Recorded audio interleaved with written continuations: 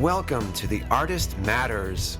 I'm Alex Rudy, and each week you will meet incredible artists from all walks of life. Filmmakers, writers, actors, painters, musicians, and so many more, sharing their stories to motivate and inspire the creative in you. Whether you're doing it for fun or looking to make a living, this show will help you on your journey to bring out the artist within and letting the world know that your art matters.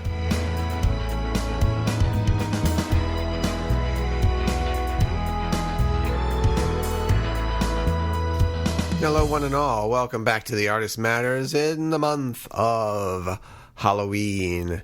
I'm your host, Alex Rudy, and we are continuing with another Halloween-themed guest. Last episode, we had author Robert Ottone, and I began reading his book, People, a horror anthology about love, loss, life, and things that go bump in the night. The first part is the novella called Tell Me I'm Pretty. So far, so good. Way to go, Rob. I'm very impressed with what you got there, man. So check it out, the book, and order it. Today we have another author, but he's also a double threat. He's an illustrator, too. In many of his novels, he has done the cover art for them, too. Very talented guy.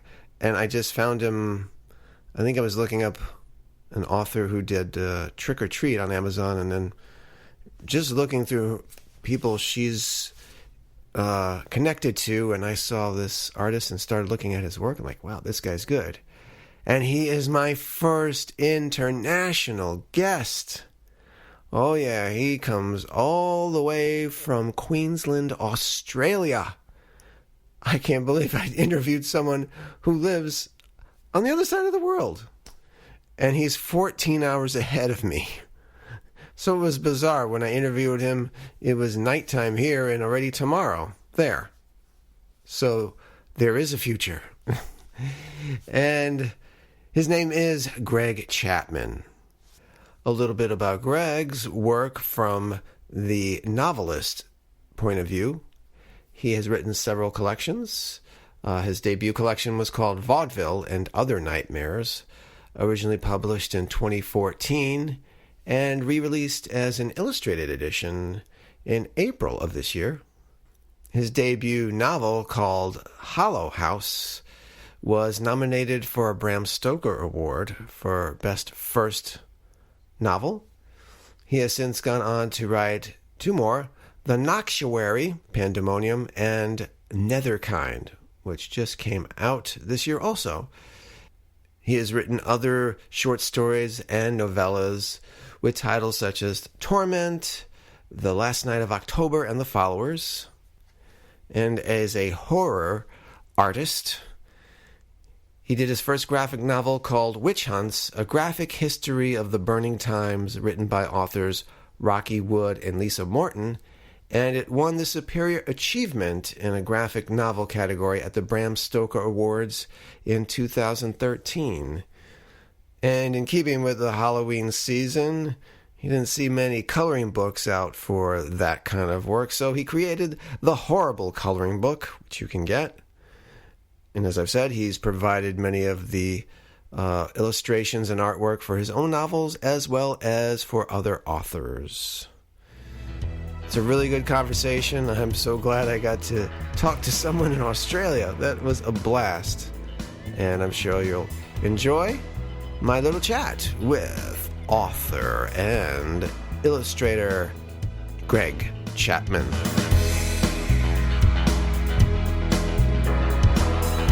All right, let's welcome to the show my first international guest from Australia. It's Greg Chapman. Welcome. Thanks, Alex. Thanks for having me on. Well, I appreciate it. Thanks for being on. I know you're 14 hours into the future. Yes. It's incredible, but thanks for taking the time and being on the show and getting ready to share some of your Halloween-themed artistic skills. Yeah. So, yes, you're a native Australian? Yes, yep. Born and bred. Born and bred. Yeah, I live here in a little city called Rockhampton, which is in the state of Queensland. So, It's right on the Tropic of Capricorn, so the summers here are pretty hot. And it's pretty hot right now actually. And born and bred in Rockhampton, and most of my family still lives here. And wouldn't think of living anywhere else. Now, were you always creative as a kid?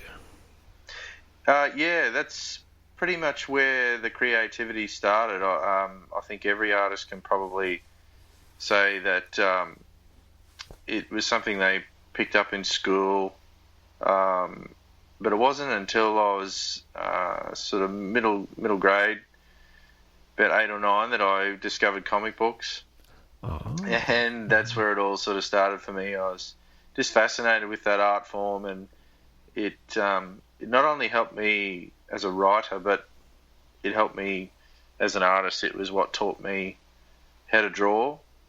And it was just, I was totally into all the superhero comics and things like that. It wasn't until I got a lot older that I discovered the more adult sort of comic books, like, Sandman and all the EC comics, the horror comics and all those sorts of things. And, but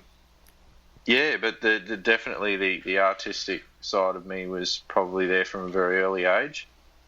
All right. Was it illustrating or writing first, or was it kind of a combo of both? It was illustrating first, and I used to draw my own comic books. Oh, you did? I did. Look, they were terrible. And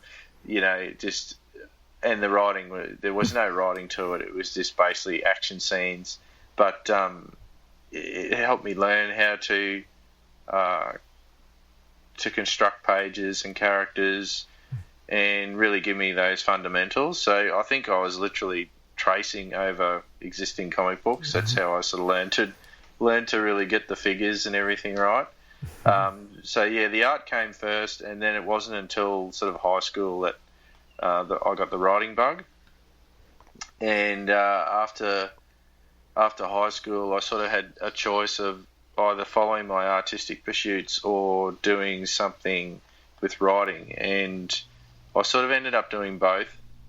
I went and did a diploma of graphic design, and this was in the days where Apple Macs were only sort of just coming out. Oh yeah. And pretty much all you could do with them was text.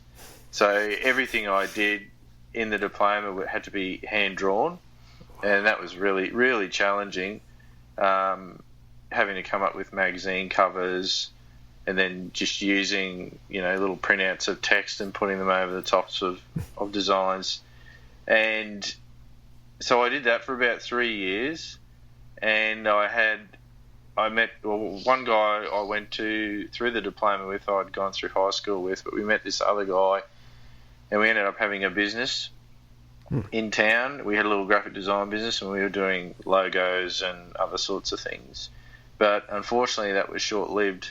And then I met my partner, and she was at university at the time, and I'd always had in the back of my mind that maybe journalism was something I wanted to pursue. So I got into journalism. I ended up going to university and studied journalism, and not long after that I was sort of recruited to the local newspaper, and I was basically a newspaper reporter for various newspapers throughout the sort of state for about 8 years, and covered all sorts of things.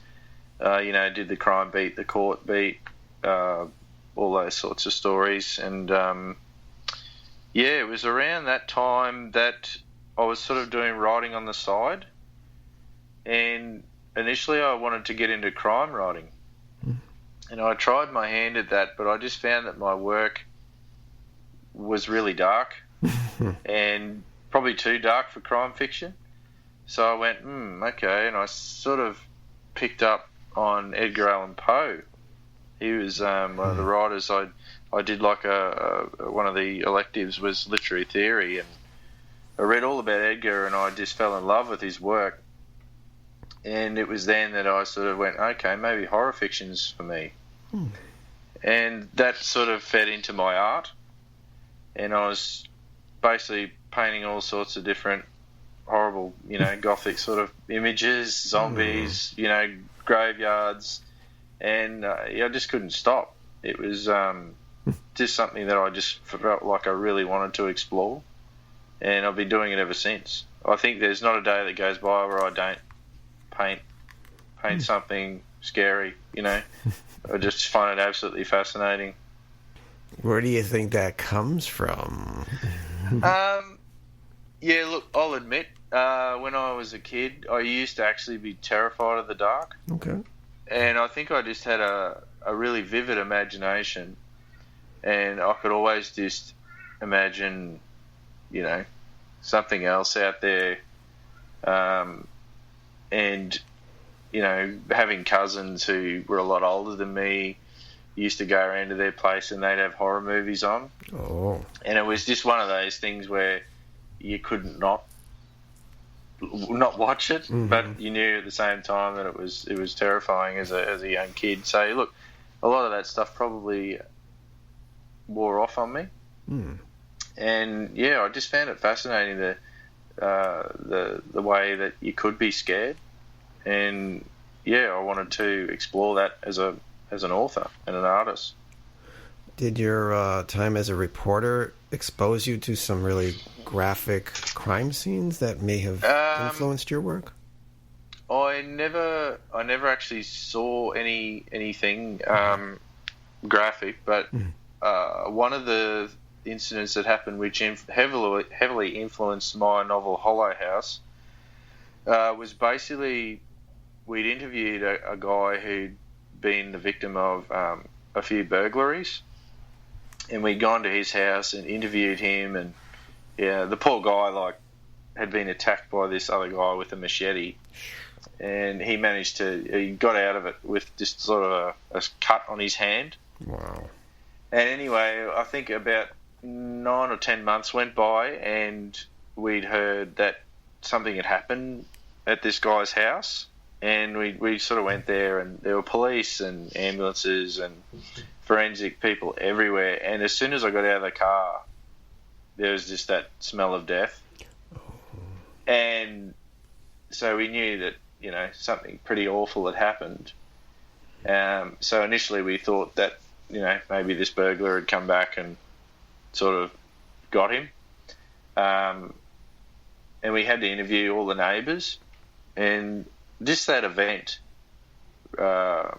really influenced, stuck with me, and it was something that influenced Hollow House. So for those people that don't know, Hollow House is basically about a smell coming from an old house, an abandoned house on the corner of the street, and the story is about all the people living in the houses around that house and how, strange things start happening. And this poor guy, he had epilepsy, and he'd had a seizure, and he'd fallen over and struck his head and died. So there wasn't anything that sinister about what happened to him, but it was just something that I'd never, covered anything like that before, and it really stuck with me. Just the how fragile life can be, but also how that experience actually introduced me to other people that I'd never met.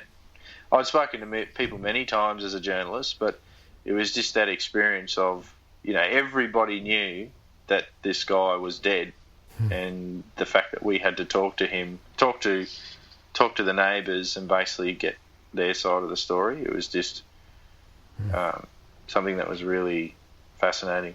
And there'd been other things like that in my time as a reporter. I mean, sitting through court day after day, that's in some of these trials is pretty harrowing stuff. And I had little kids at the time as well, and it was hard to, it was those things where you question, what sort of world do we live in? What sort of world do you want your kids to grow up in? Yeah. And it was eventually down the track that I decided to give journalism away. Because it was